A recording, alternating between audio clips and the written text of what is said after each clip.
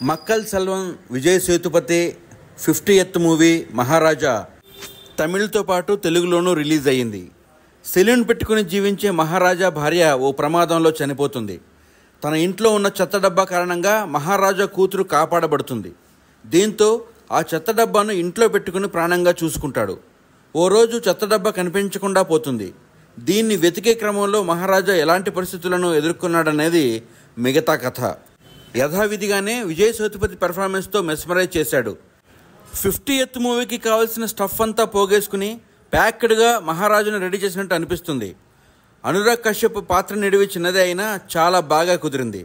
Non linear screen ప్లేతో కథను run చేయడంతో ఏ black ఆ బ్లాక్ ఇంట్రెస్ట్ను క్రియేట్ చేసింది.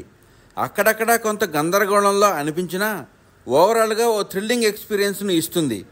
అజనీష్ లోకనాథ్ మ్యూజిక్తో పాటు బ్యాక్గ్రౌండ్ స్కోర్తోనూ ఆకట్టుకున్నాడు.